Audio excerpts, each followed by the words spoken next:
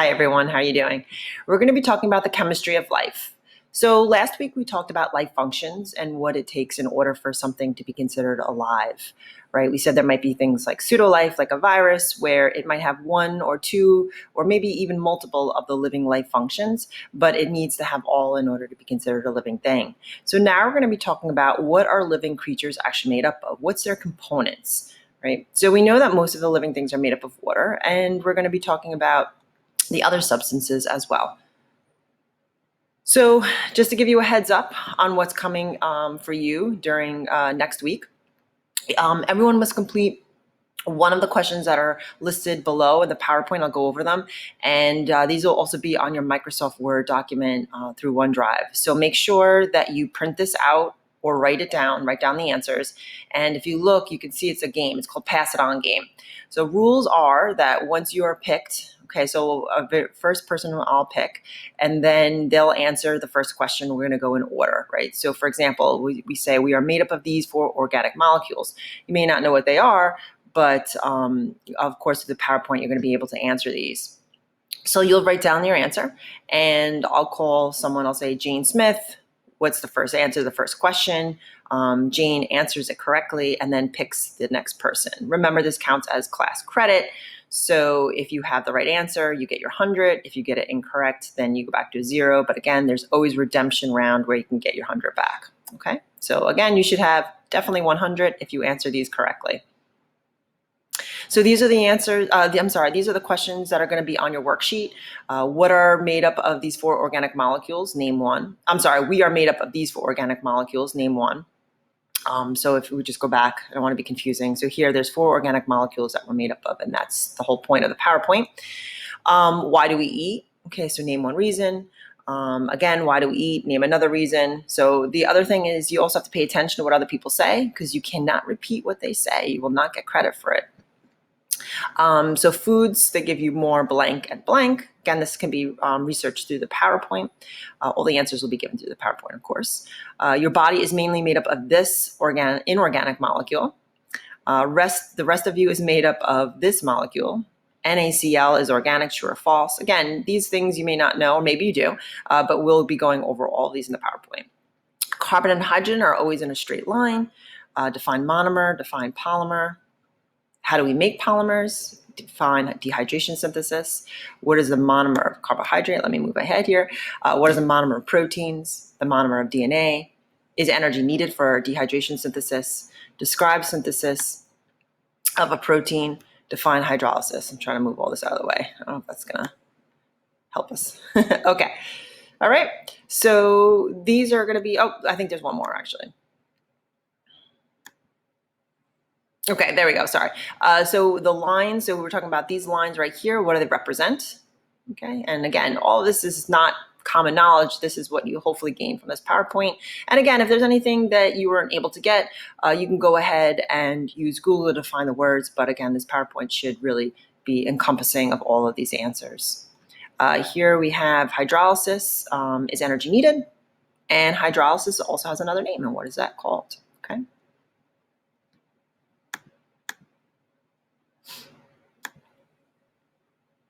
So if we look at the molecules of life, we can see that we're made up of these main components. So they're sometimes called chomps, with an N sound instead of an M sound, so chomps. So the C stands for carbon, the H stands for hydrogen, the O stands for oxygen, the N stands for nitrogen, and the P stands for phosphorus. And notice I did say chomps. So there's actually an S at the end, which stands for sulfur. So together, these are the main elements that we have inside of our body.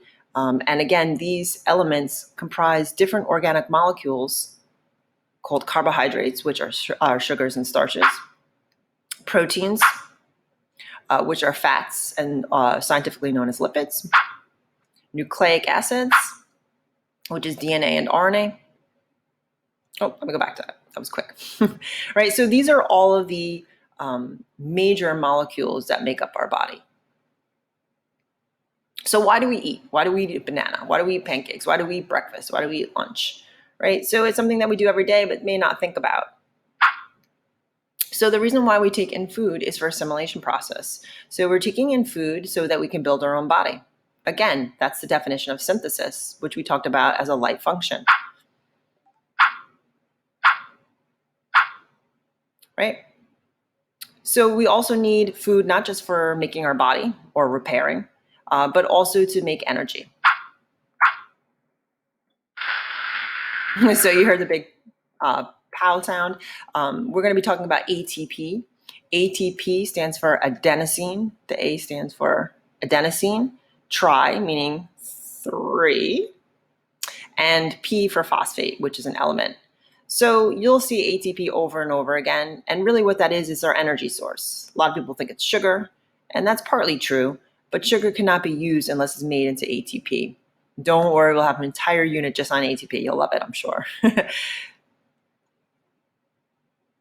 So why do we need to eat? We need to eat to build more of our own body.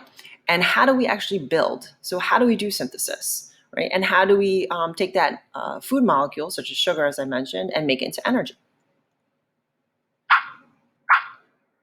So these 4 components are all used for energy source. When we talk about energy, we'll be mostly talking about carbohydrates as an energy source, as sugar, but all of these can be used as energy source.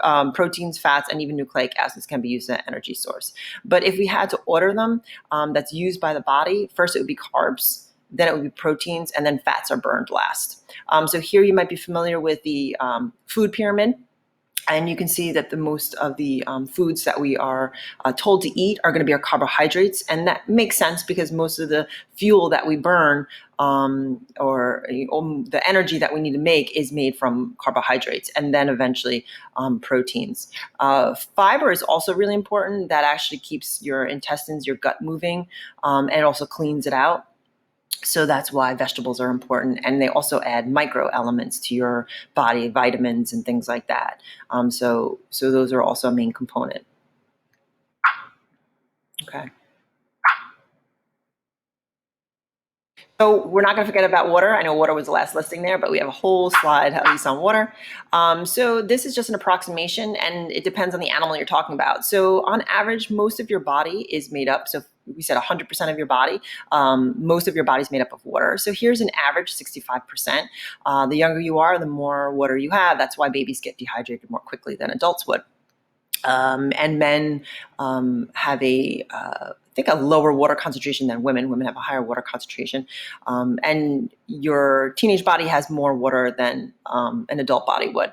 So on average, it's 65%, but if you're talking about like a younger child, it could be up to 75%. Again, that's why children dehydrate quicker than adults because they have more water in their body.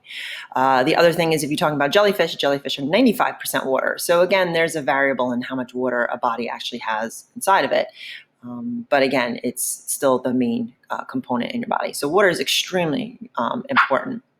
Water is something that is not organic. So we're going to hear the word organic and inorganic, and we're going to have a whole slide dedicated to just that. But water is considered inorganic, meaning it's not living or not made by a living thing. So it doesn't contain carbon. Right, so the rest of you is going to be made up of something called organic molecules, and that's going to be carbon and hydrogen.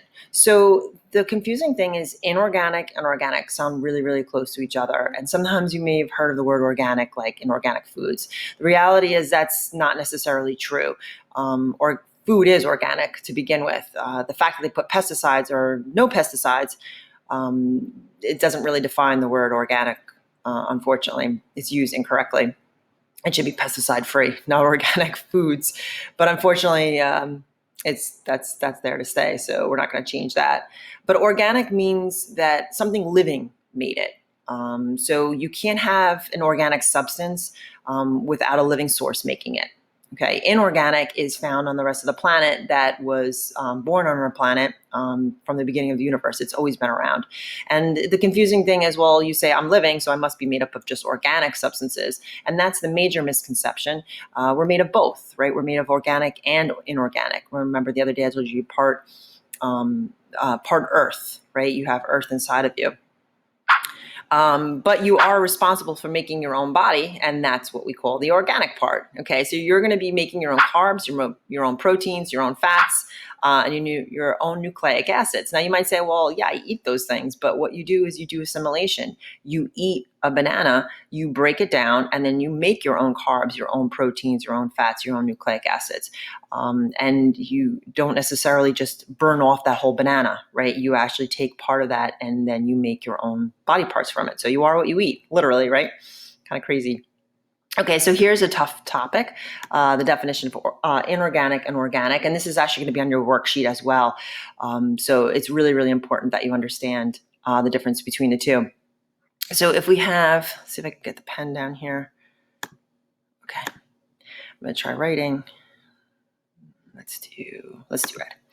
Okay, so if you have H2O, you know that the H stands for hydrogen, the O stands for oxygen, and the 2 represents, it's called a subscript, and it's right behind the H. So that actually means you have 2 hydrogens. So if we were to draw that molecule, it would look like this, and this isn't something you have to really know, but if it's mostly made up of your body, it's kind of cool to know.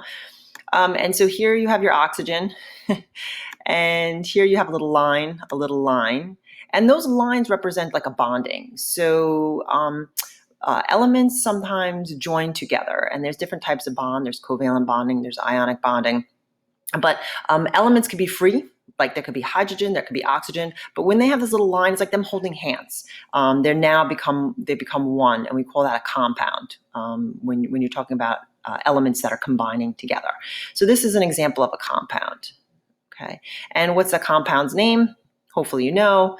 It's water. Oh, it's not what I wanted.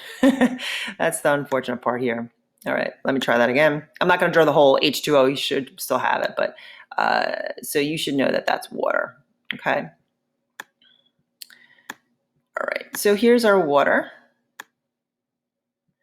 And we want to know if it's organic and inorganic. So we know by previous slide that it is inorganic. All right, so not to make this painful, I'm just going to go ahead and label it IN. Actually, you know what? I'll be nice. I don't want you just to copy it down wrong. So we have inorganic here. Okay. Now, what claims it as inorganic is we have. Okay, caught that one. We don't have a carbon. Okay. So anytime you have a carbon, it's going to be organic. So look at over here. You have the H and the O, you have different amounts, right? The numbers stand for how many elements you have. So here you have 12 oxygens, 6 hydrogens, and 6 carbons. So the number falls right behind it. So you can see that you actually have the H and the O, but you have a carbon right here. So what that makes it is now organic. Okay, there we go. So now I gave you the criteria, right? And remember, you're gonna have to answer that. What was the criteria that we used in order to differentiate between the two? All right, so the question was, what did we use to say that this is inorganic and this is organic? What criteria? Okay, so the criteria, if you understand, is that anytime you have a carbon and a hydrogen, it's always organic. Doesn't matter the amount, doesn't matter the order, as long as there's a C and the H. So what does that mean? It means a living thing made this, okay? So living things are both, right? You have water, you have inorganic substances, you have salts and things like that, which aren't made by you, you got them from the earth, but anything you made is considered organic. Okay, so that's supposed to be organic. And again, spelling's right here. You can't read my handwriting. Okay, so try to identify the next one. So we have CO2. Is that organic or inorganic? Go ahead and write that down. Okay, what about protein? Is that organic or inorganic? Do you make proteins? Then you know how to answer it. What about salt? So I'm going to leave these blank. We're going to go over these in class. So try to answer these as inorganic and organic, but be prepared to explain or use evidence on why you picked that particular classification. Okay. So remember, if you look at Na, you may not know that means sodium, and the Cl stands for chlorine. And again, I'm going to ask you, what criteria did you use? All right. I'm going to ask you that evidence piece. Okay. So here, that's a challenge, but I'm sure you can get it. All right, gotta move my head again. Whee! All right, so here we have organic compounds And the one thing you can see here is that they have a similar pattern. And what do they all have? Let's look at them. So if you notice, they are all different shapes. That's true. That's how they're different. But how are they similar? Is that they're all made up of carbon and hydrogen. So why do we talk about carbons and hydrogen so much? It's what living things make. So if you want to make a medicine, you're going to be making an organic substance. So if you want to be making anything that a living thing might need in order to survive, if they have a disease, or again, if they're lacking particular thing in their body, you need to make organic substance. So that's what we call organic chemistry, which is essential in making anything for a living system.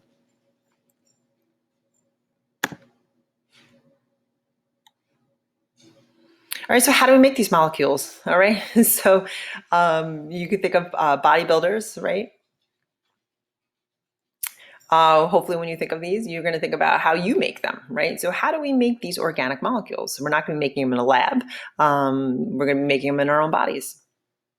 So we need larger molecules. We're multicellular organisms, so we're going to need large proteins, large pieces of DNA.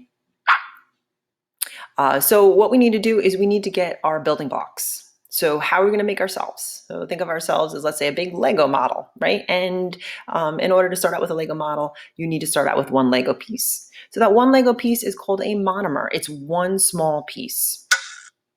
So there it is.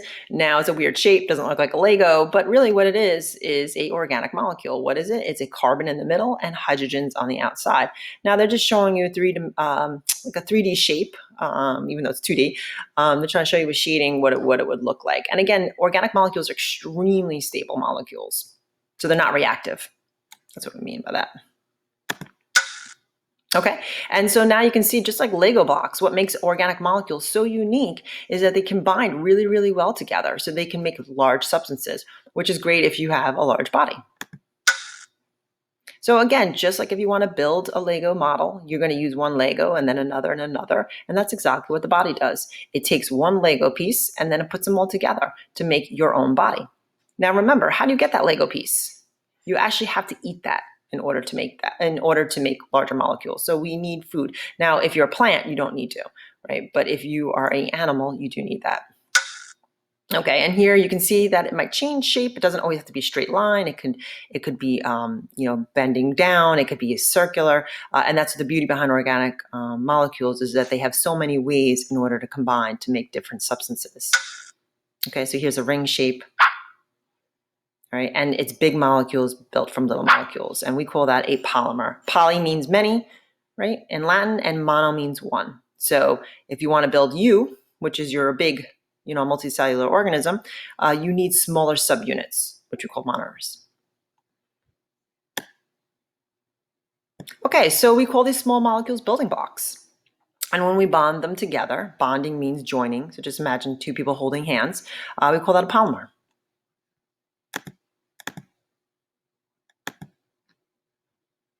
So here's small molecules represented as a diamond shape or square, and they're individual. So how do you get those building blocks? Remember, you have to eat food, digest the food in order to get those building blocks.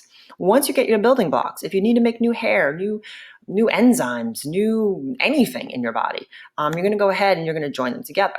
How do you join them together? You have plenty of memory. You have DNA in order to tell you, because otherwise you'd have to be thinking about all of this process, and that's not going to be too easy to think. So don't forget, it's really a little bit, it's just a model to show you what's going on here. So it could be a little confusing, but this line represents a bond. Okay, so let's go ahead and label that so you know. I think that's one of your questions. It might be a test question, right? Always does that. All right, that little line is a bond. Can you write that down there? B-O-N-D. All right.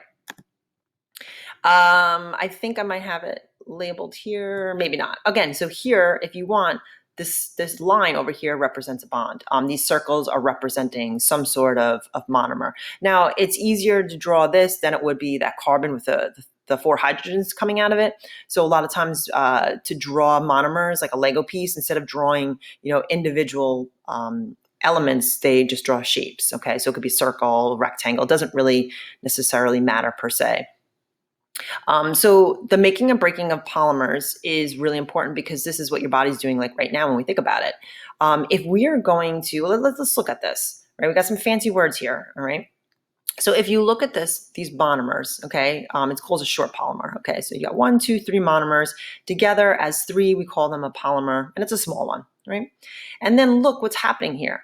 Okay, you're breaking that bond. You're removing a water molecule. See, here's the HO, which is our hydroxyl group. You don't need to know that. And here's your hydrogen over here. So you're removing water. And what's happening is now that you're going ahead and you're creating another bond. So would that be an example of digestion or synthesis?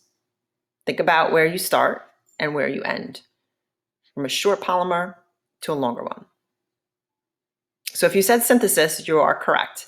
We call it dehydration synthesis. The reason why we call it dehydration synthesis is because of the removal of water, right? But here you can see that you're actually making a larger molecule.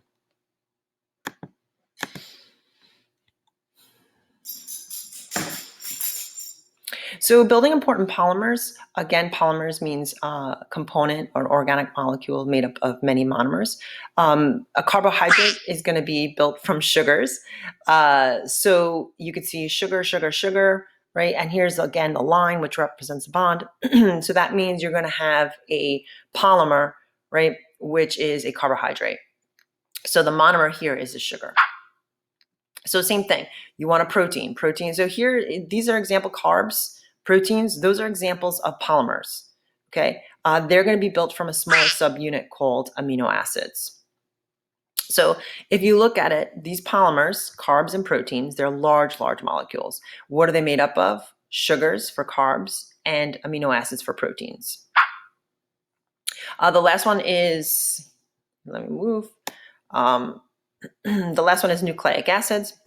And nucleic acids are going to be made up of nucleotides. And we'll talk about those towards the end. And we'll have a whole unit just on DNA. So really the only component you need to understand is that they are a polymer and they're made up of smaller subunits called nucleotides. So how do we build large molecules? Remember, it's synthesis. So you're making from smaller subunits into something that's larger. So we call that dehydration synthesis because that's the removal of water. And what you're doing is you're building bigger molecules from smaller ones. So here, if you have 2 monomers, okay, just imagine what that plus sign, what you're going to put in there, and there should be a joining of the 2. All right, so whatever food here, pretend you're eating a banana, right, and you're breaking that banana down into, let's say, simple sugars, and then you're taking those banana sugars, and then you're making your own carbohydrate from it. Kind of cool if you think about it, right? So why do you need to do this? Well, maybe you need energy. Maybe you need to repair tissue. Maybe you need, new muscle, or, if you're eating proteins, you need new muscle repair, or hair or enzymes. So anytime you need anything in your body, you need food. And that's why we're constantly taking in new food and new nutrients in order to repair our body and to grow.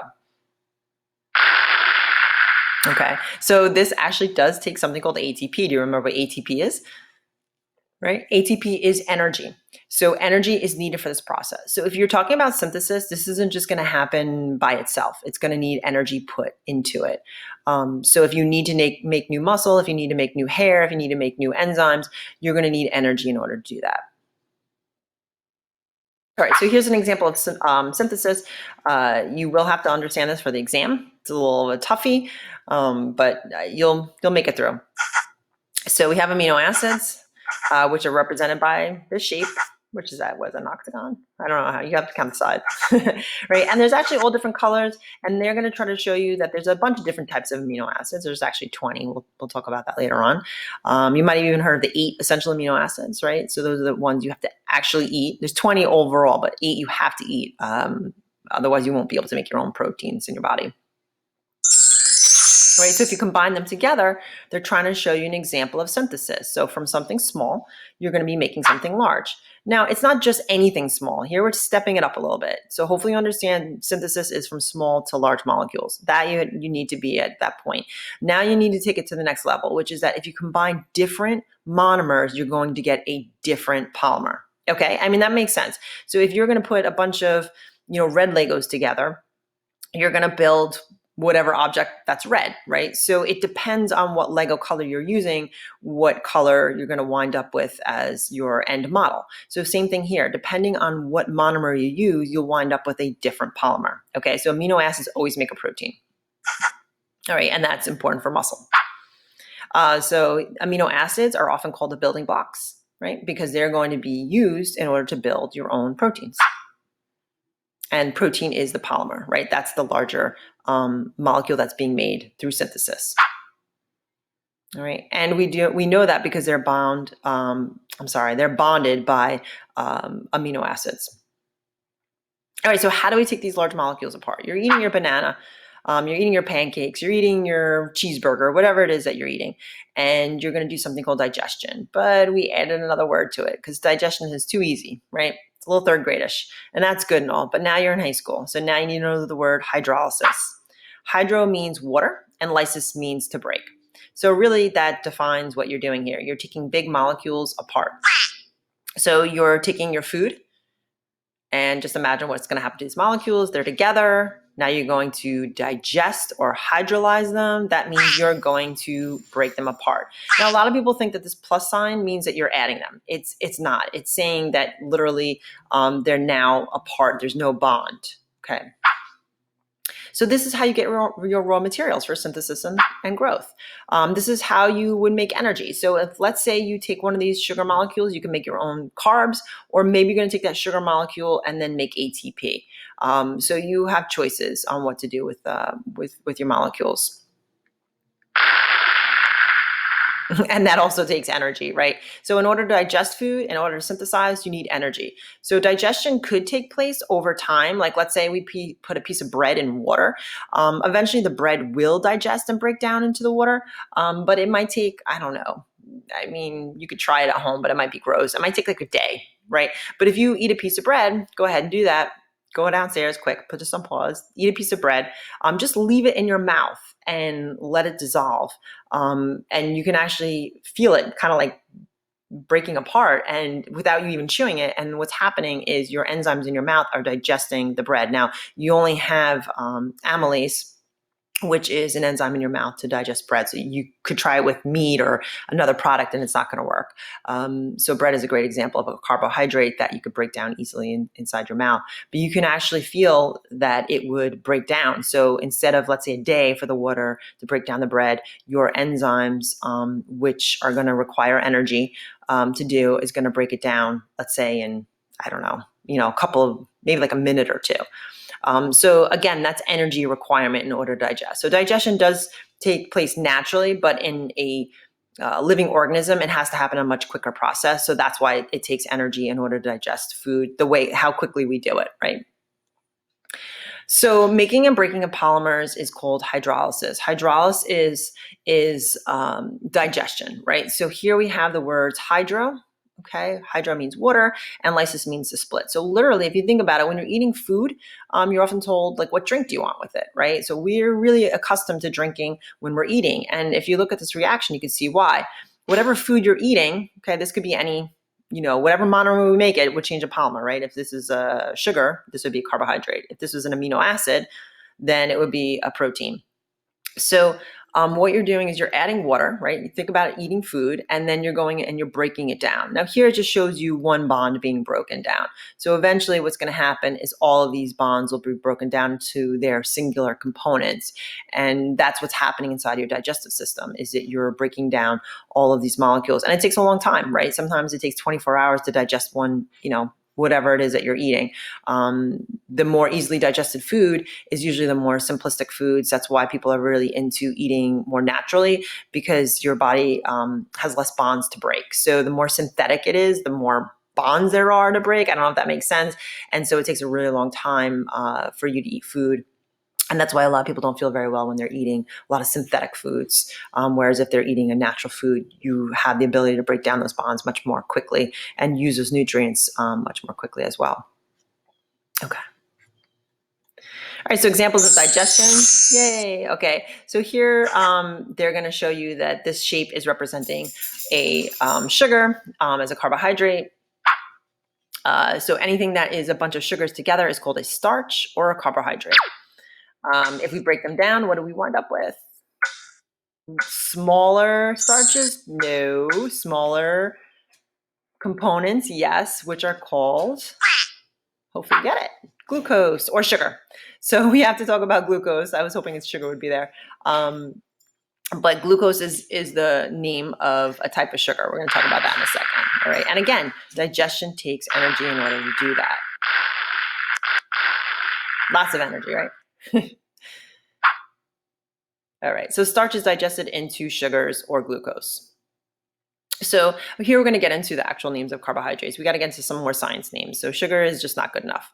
So carbs are always composed of carbons, hydrogens, and oxygens, with normally a ratio of 2 to 1, right? So for every 2 hydrogens, there's 1 carbon. So we have our building block molecules, which here is the word sugar. Okay. Again, we're going to learn that there's different names for sugars. Okay. Here they are. Okay, so there's different types of sugar names. Anything with an OSE is a sugar. Sorry. I don't know if I explained did I say 1 to 1 ratio? So I'm sorry if I got that wrong. So for every carbon, I don't know if I'm saying that right, for every carbon, there's 2 hydrogens, right? And 1 oxygen. It's a 1 to 1 ratio. I don't know if that might be a little bit clearer. So for every 2 hydrogens, there's 1 carbon, 1 oxygen. So 1 to 1 ratio. So that's the average for a sugar. So carbohydrates are quick energy. They're really easy bonds to break if you have the enzyme in order to break it. The energy storage, right? And they can also be structure. So structure, we're talking about plant cell walls are made up of something called cellulose. Right? Anything with an OSE is a sugar. So if you look at these 2 examples of sugars, this one's called a monosaccharide, where it's just literally 1 sugar molecule. And here you have 2 sugar molecules, which is called sucrose. When you combine them all together, you get starches or carbohydrates. So cell wall plants, we'll talk about them when we talk about cells, but they have something called cellulose. Anything with an OSE is a sugar. Glucose, fructose, sucrose, lactose. Lactose is a milk sugar. And fructose is a fruit sugar. So there's different types of sugar. So when we're using the word sugar, that's just a common day name for many substances. But the sugar itself can have different amounts of, like you can have C12, H24, O12, and that would be a different type of sugar. It's still 1 to 1 ratio. It's still a sugar where it's bonded into this type of shape. But since it has a different amount of carbons and hydrogens and oxygens, then we call it a different type of sugar. So we call those sugars, starches, and cellulose. So those are all examples of types of carbohydrates. So here we're looking at, hopefully you recognize, a sugar. Here they're showing you the removal of an OH and H to make water. And then we have this joining of hands. All right, so this is the bonding. So what are you doing is you're taking 2 monomers and you're joining them together to make a polymer. So that's an example of synthesis, right? You're joining them together. So here they're telling you these are 2 glucose molecules. Okay, and when we say it's a singular sugar molecule or glucose molecule, we call them a monosaccharide. So here, 1 sugar, right, is not really what we say in science. We say they're a monosaccharide. So saccharide means sweet, mono means 1, and that's the vocabulary. It's a little vocabulary rich, so it's a little tough. That's why a lot of people don't like organic chemistry. It's just the vocabulary, but maltose is the example of the sugar here, where you put 2 glucoses together, you get maltose. So these are monosaccharides. When you join 2 sugars together, you get something called disaccharide. Di means 2. So di, like if you're rolling dice, that's 2. Okay, so that's in beer. That's malt in beer. So mono again means 1, saccharide means 2, and di. I'm sorry. Saccharide means sugar, and di means 2. All right, so here we go. Here's another example. If you look, you can actually see it's a little bit of a different shaped molecule. You're not going to be required to, distinguish between glucose and fructose. If you take AP Bio, then you definitely need to know the difference between the 2. But for right now, they look very similar to you. But if you look at them really closely, you can actually see that there's you can see there's an H over here, an OH over here. Doesn't seem like a big deal, but actually it changed the sugar name and the components. Actually, if you ever try glucose, it doesn't taste that sweet, and fructose does taste sweeter. So it's funny how your body knows the difference between, just a couple of hydrogens and oxygens mixed up. Meanwhile, we look at it like, oh, they look the same, but your body totally knows the difference. You taste the difference between the different types of sugars. Just like you taste the difference between like honey, sugar versus cane sugar. They definitely have different sweetnesses, or even artificial sweeteners, may taste different if you have them, separately from a drink or something like that. So the hydrogens, oxygens don't look like a big deal, but they are truly a big deal. Sometimes so much of a big deal that you can't even digest them, right? So that's why artificial sweeteners are they don't give you calories because your body can't digest them. So here's our one sugar monosaccharide, right? And here they're just showing you that this sugar comes naturally from fruit. And then this is table sugar.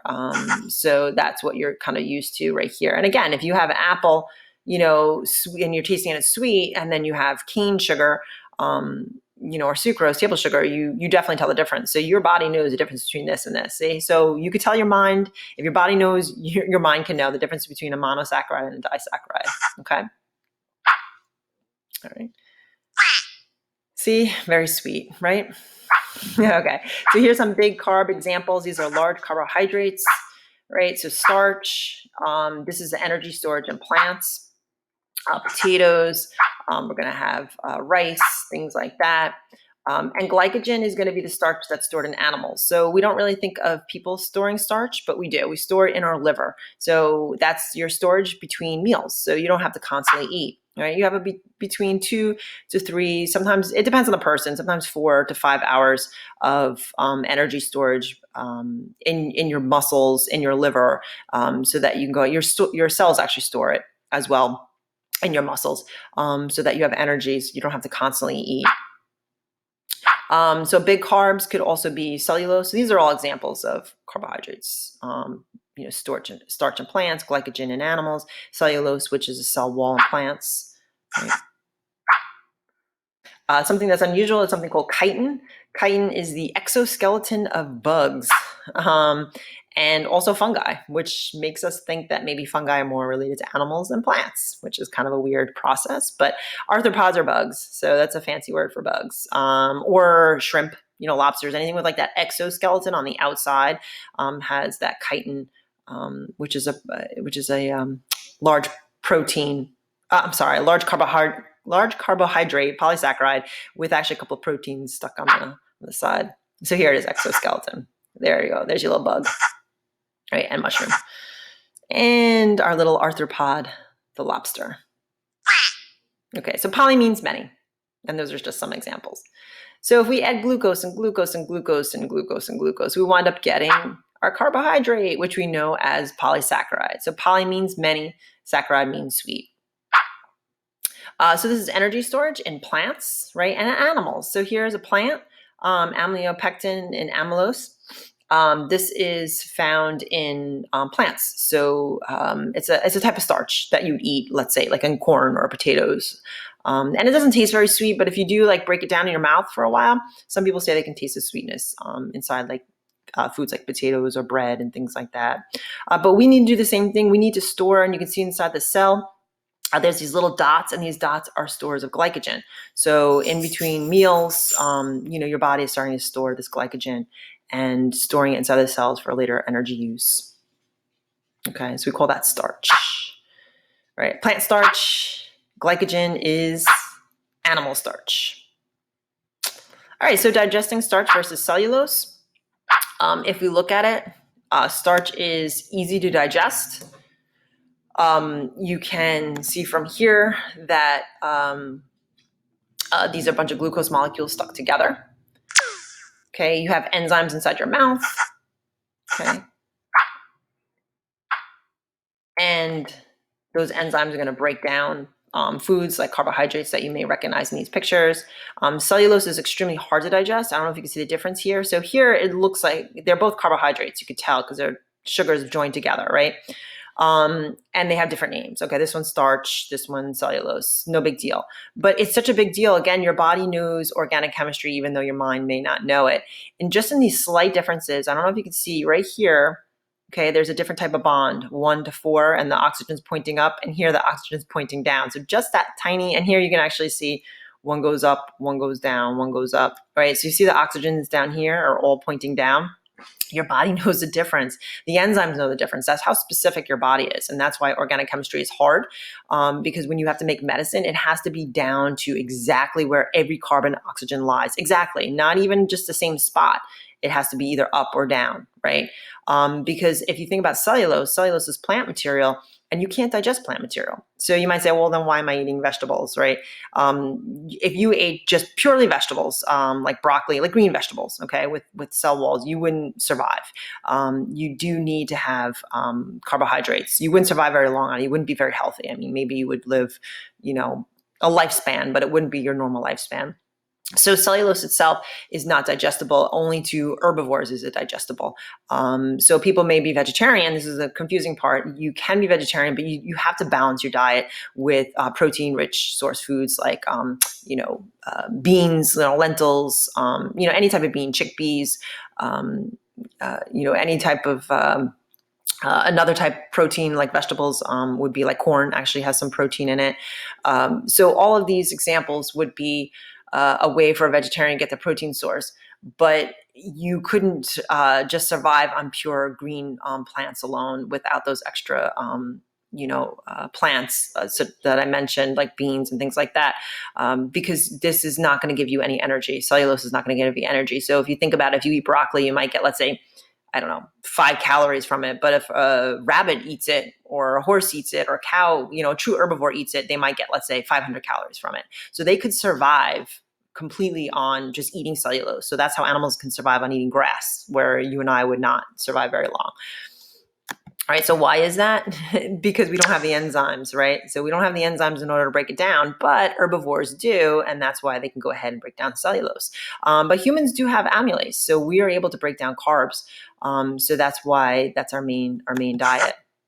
Right, so if you're an herbivore, right, you could not survive on that diet, but they can, because they have an enzyme to break down that difference between the two. So don't stop eating your vegetables. They're still important, but not on a calorie standpoint, but more of a vitamin, mineral component and fiber component. So they're essential in your diet, but not for a calorie intake.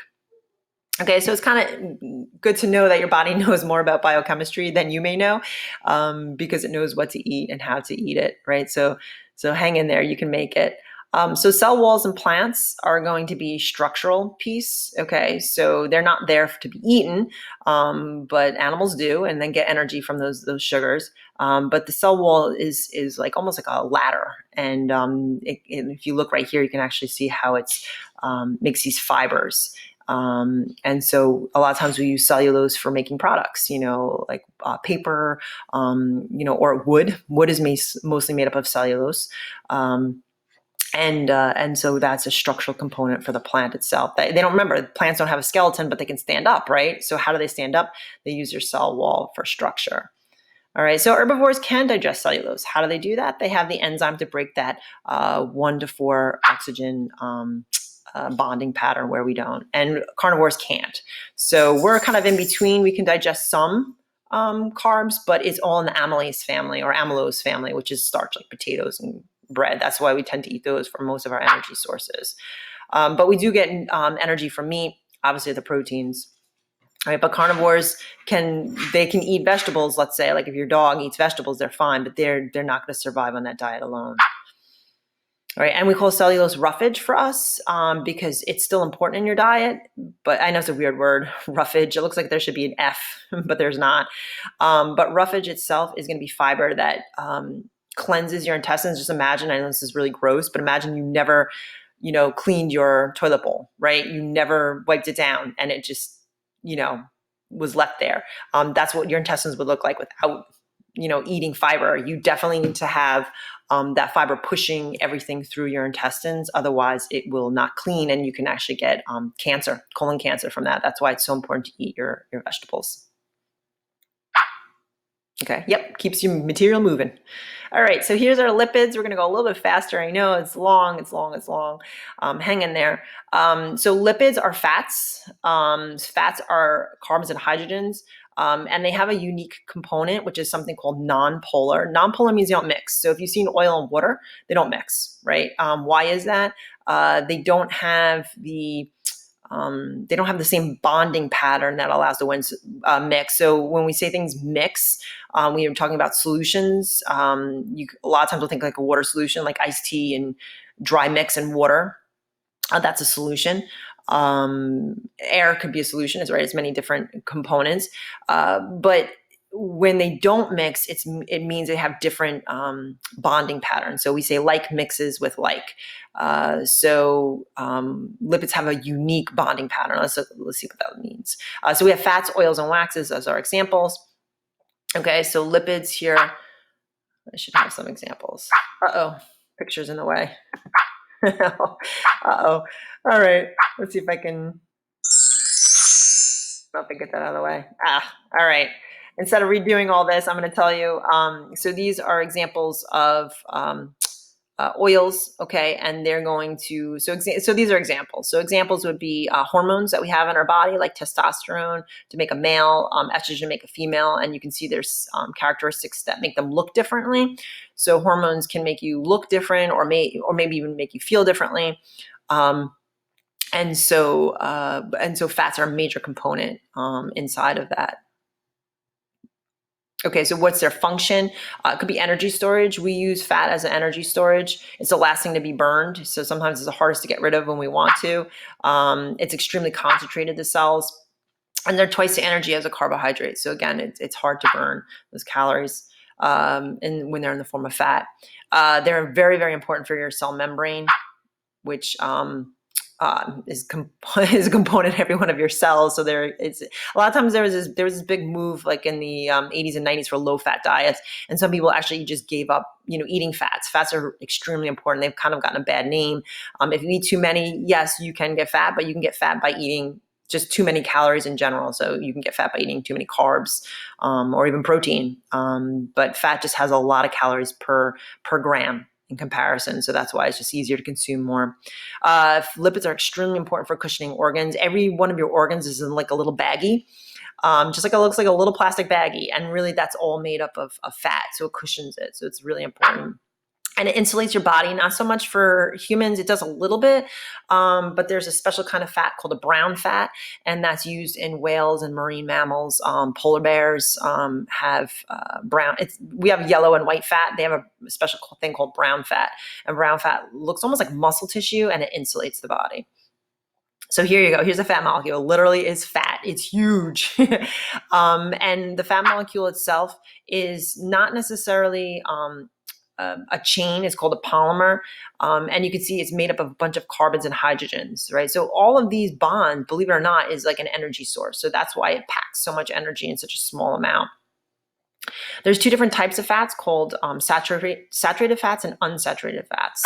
So saturated fats are animal fats, meaning they are solid at room temperature. And they tell you to limit the amount in your diet. Because it can cause heart disease. So this is kind of where fat got a bad name. If you eat too much of it, it can cause heart disease. Although now we're realizing it might be more of a genetic thing than a dietary thing. But again, we all know that too much weight is not necessarily a good thing for your health. Because what's happening is the fat, as you get older, gets deposited in your arteries. Again, this might be more of a genetic piece than a health piece. Looks like people are more prone to getting heart disease than others, no matter what kind of food they eat. They could eat a low-fat diet and still have the issue. So lipids are the name for fats. Fats are lipids whose main function is long-term energy storage and insulation in higher vertebrates like mammals and polar bears, marine mammals and polar bears. And they're shock absorber for internal organs. So like you're jumping up and down, like I said, each organ is in its own little baggie, and that baggie is made up of, instead of plastic, it's not a plastic baggie, is fat. So that's really essential in insulating everything. So here we have these chains. These chains are called fatty acids. So here it's 1, 2, 3 fatty acid chains, and this is called a glycerol. So lipids are 1 glycerol and 3 fatty acids. It could be sometimes 2, but we won't get into that. Triglycerides is with 3. So we call them unsaturated and saturated. This is really important actually just for your health too, because if you look at unsaturated fats, they're actually bent. And the reason why they're bent is because you have a double bond. Let me just go back real quick. See here? You see that double bond? So the double bond allows very little stacking to take place. So it changes the structure at room temperature. It's liquid, right? So here you have the same molecule. It looks like the same thing, right? But here you have nothing but just straight bonds. So they stack on each other. So they make like a tighter compound. And so they are solid at room temperature. So what's better for you, unsaturated or saturated fats? You probably just know what's better for you. You're going to talk about liquid oils are better for you. Plant, vegetable, and even fish fats tend to be better than regular animal fats. They're liquid at room temperature, and the fat molecules don't stack tightly together, right? So it's a better choice in your diet. So here's a better picture, which one to take. All right, this one may taste better, the butter, but it's better to cook with unsaturated. So unsaturated sounds worse, right? I don't know why, it just does. Saturated is the one that's not so good for you. And the reason being is it stacks more tightly, so it's more solid, it's more calories, but what happens is it solidifies at room temperature. So technically it shouldn't deposit because your body's not room temperature, it's 98.6. But what happens is it is more sticky and it could stick to arteries. So that's why it has a bad name. But in reality, everything in moderation, right? Here you have unsaturated. They don't stack as easily on each other. So here you can see you have 3 molecules versus 4. So that's why they're a little bit less calories because there's less carbon and hydrogen bonds here. But they're also liquid at room temperature. So they tend to be a healthier fat for you to eat. So that's why we say that saturated versus unsaturated, not to eat it, but not gonna lie, I don't know, it'd be really hard to not have any saturated fat in your diet, right? The stuff that makes it taste good sometimes is that, right? Like the butter. Okay. All right, so other lipids in biology, cholesterol. This is going to make your cell membranes. I know cholesterol has a bad name, but cholesterol is actually really important. Your body makes cholesterol as well, but you can eat cholesterol and in the forms of like butter. Animal fats, we find cholesterol more solidly in. But they're really important for making hormones, for making cell membranes, including sex hormones. So a lot of people who are like extremely underweight won't develop correctly because they're not getting the right amount of fat in their diet, and then they're not able to make the hormones correctly. So, but then again, too much is bad, right? It's always this moderation piece because it could lead to heart disease. So again, fats should not get a bad name. They're the main component in your cell membrane. There's something called phospholipids. When we talk about cells, we'll talk about these fats. So here you can see that the head right here is like circular, better over here, circular, and that's a phosphate. And then you have these chains, which are fatty acid chains. So notice there's only 2, not 3. So these would be diglycerides. All right. So what makes these unique is that the heads of the cell membrane are love water, right? They're water loving, and the fatty acids hate water, so they kind of go towards each other. So it's like that oil and water separation, which is important in your cell membrane, right? Because you're separating the inside versus outside. So fats are essential in order to separate that, to make that barrier.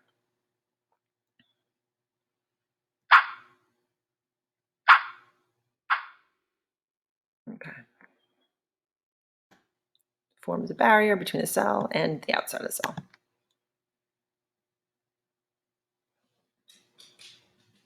Okay, so that's the end of the PowerPoint. I know it was a long one. I get it. We did a lot today. Make sure you answer those questions, and I will see you in school.